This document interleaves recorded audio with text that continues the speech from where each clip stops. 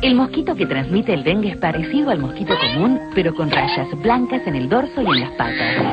Habita tanto en interiores como en exteriores de viviendas, especialmente en lugares frescos y oscuros.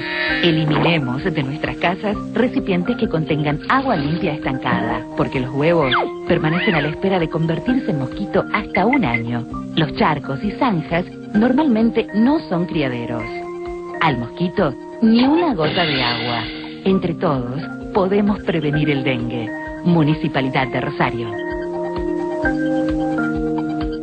Bueno, tenemos que trabajar para prevenir el dengue, tenemos que trabajar y pensar para hacer aquellas cosas que necesitamos hacer para evitar una fractura de cadera y tener que ser operados, porque es una cirugía obviamente mayor, pero gracias a Dios hoy por hoy las técnicas y los avances permiten que esta situación sea menos traumático y que la recuperación sea casi inmediata. Pero para todo eso está el doctor Claudio Alonso, que nos lo va a contar como corresponde. ¿Cómo le va? Bienvenido. Muchísimo. Mucho gusto. Igualmente digo, bueno, tenemos acá una cadera que de por sí está buenísimo conocer qué es lo que es una cadera, ¿no? Porque nosotros no sabemos, claro, o sea, puntualmente. Y los distintos procesos, ¿no? A ver, cuéntenos. Bueno, básicamente quería, primero, ya que se habló de osteoporosis, el doctor Sancheta, que es un gran especialista del tema, sí, lo explicó muy bien. La gente a veces confunde la osteoporosis con la artrosis, no sabe diferenciar bien cuál es el aspecto fundamental. Como se dijo y se hizo hincapié, la osteoporosis es la descalcificación del hueso. Y así como se habló de que hay que tomar calcio para fortalecerlo, es muy importante el mecanismo por el cual el calcio se va a fijar al hueso. Y eso es a través de la actividad física o a través de alguna medicación que sirve para fijar el calcio. Claro, que no es solamente, consumir calcio, sino que es un proceso que esto tiene que estar reabsorbido como corresponde. Exacto, hay pacientes que toman un comprimido de calcio todos los días y el calcio se elimina por riñón y a veces lo que consigue la persona es tener cálculos en el riñón y no que el hueso mejore su calidad ósea. Así que esto también es un aspecto importante. ¿Y qué es lo que uno debería hacer para que se produzca esta situación? Bien, lo importante es consultar con el médico especialista en este tema de osteoporosis, como el doctor Sánchez también lo explicó y ustedes también lo mencionaron en la mesa recién, haciendo una densitometría ósea, vos Dolores lo mencionaste muy bien. Esto permite valorar qué cantidad de pérdida de mineral hay y cuál es el mejor tratamiento. A veces solo con gimnasia alcanza, a veces hace falta el agregado de algún medicamento para fijar el calcio al hueso. Pregunta, ¿la operación de cadera se produce a partir de una fractura o un golpe o una caída o también está diagnosticado la operación de cadera para un mal funcionamiento de la cadera? Correcto, sí, las dos situaciones son reales. Cuando hay fractura de cadera, el 100% de estas fracturas son quirúrgicas, siempre. Hay distintos tipos de operaciones, a veces con clavos se puede solucionar manteniendo su cabeza de fémur y otras veces hay que reemplazarlo por una prótesis como es lo que vamos a mostrar nosotros ahora. Fenómeno. Y después están todas las enfermedades o derivadas de la infancia, como la luxación congénita de cadera, que es cuando la cabeza del fémur no está alojada dentro de su cavidad, está salida y por lo tanto esa articulación no es normal. La enfermedad de Perthes es otra que se mencionó recién, que es la necrosis de la cabeza del fémur, que se aplasta, esa cabeza se deforma y termina en una artrosis a los 30 o 40 años. Y las enfermedades más comunes que son en los deportistas de alta competencia, como ustedes también muy bien lo mencionaron recién, Nalbandian tiene una rotura del labrum, Guga Kuerten, tuve oportunidad de estar con él el año pasado en Brasil, tuvo que abandonar el tenis por un problema de su labrum en su cadera, y el desgaste natural de las articulaciones de las personas promedio, digamos como nosotros, que entre los 30, 40 o 50 años comienza a haber un desgaste de la articulación que se puede manifestar temprano, a los 30 o 40 años, o en la adultez, a los 60, a los 70 o a los 80 años. ¿Hay que demorar esta operación de cadera? Porque hay como una concepción de que la operación de cadera llega como última instancia y ya cuando uno es mayor. Y recién, en estos últimos años, uno ve que efectivamente hay muchos jóvenes que están siendo operados de cadera. Entonces, ¿cuál sería la tendencia o qué es lo correcto? Bueno, yo hace 32 años que me dedico al tema de cadera, así que nosotros en la década del 80, con los diseños protésicos de esa época, que eran básicamente, como se ven acá, una cabeza metálica que articulaba contra una cavidad de polietileno. A ver, vamos a mostrarla. Sí, ahí está. Esta cavidad de polietileno sufría un desgaste muy importante, porque el metal, por supuesto, es mucho más duro y terminaba desgastando el polietileno, lo que llevaba a un desgaste y a un aflojamiento de la prótesis. Por lo tanto, en esa época los implantes duraban 12, 15 años, 20 años con muy buena suerte.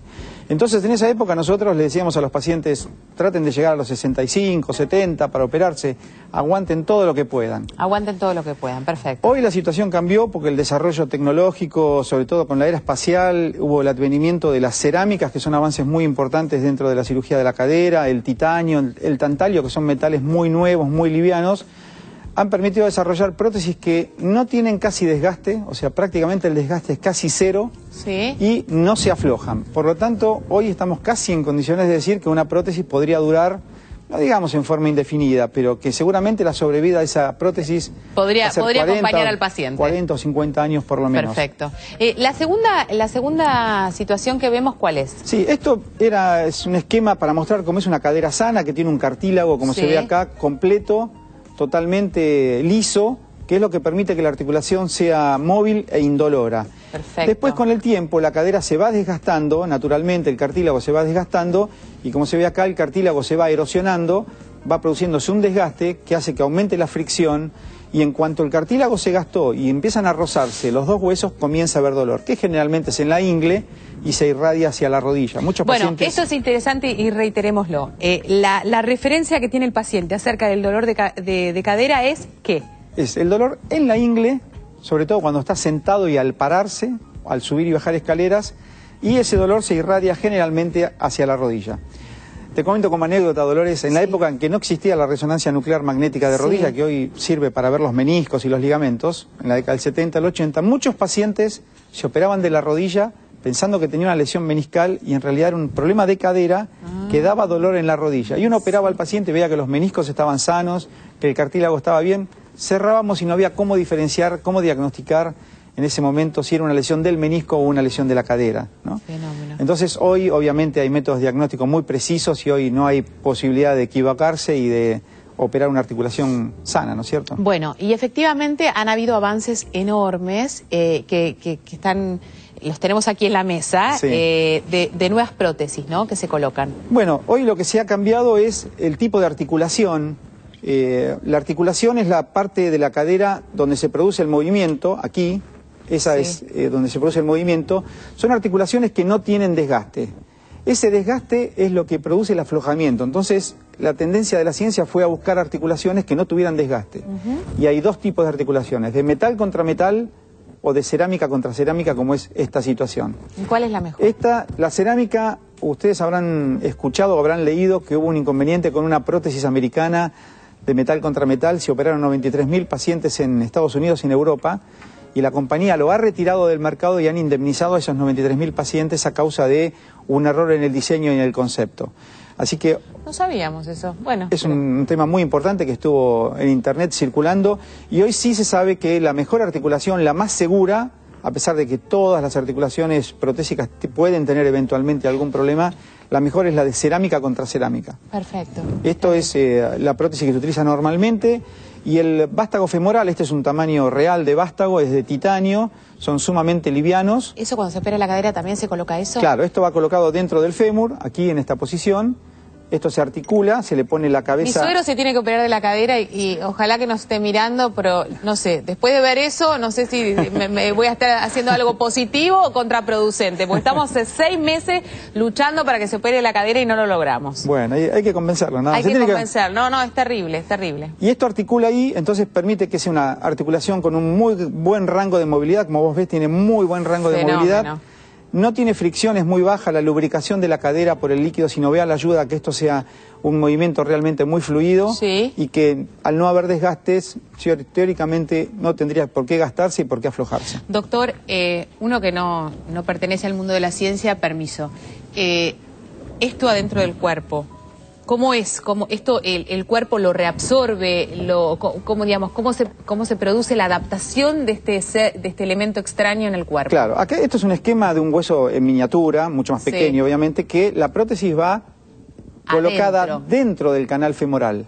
Entonces esto se coloca en esta posición y como tú verás, acá tiene una superficie rugosa.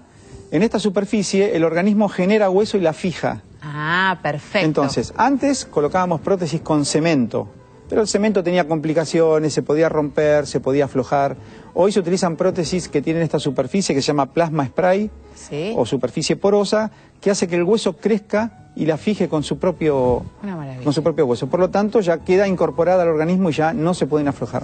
Bueno, vamos ahora, después de la pausa, que la más pequeña. La más pequeña, a ver. La más pequeña es un diseño nuevo. Sí. Recién acaba de arribar a Argentina la primera compañía que la acaba de importar. Es una prótesis, se llama mini hip o mini cadera. Hip es cadera en inglés. Y sobre todo es para pacientes jóvenes, para chicos jóvenes de 20, 30 años, porque si ustedes comparan el tamaño del vástago femoral, es mucho más pequeño, con lo que uno tiene que invadir menos el hueso propio del paciente. Entonces, al dañar menos el hueso, el día de mañana, si uno tuviera que cambiar una prótesis, tiene más cantidad de hueso que si uno utiliza una prótesis grande en este momento. Bueno, esto es muy importante. Después de la pausa vamos a seguir con el doctor Alonso y lo vamos a incorporar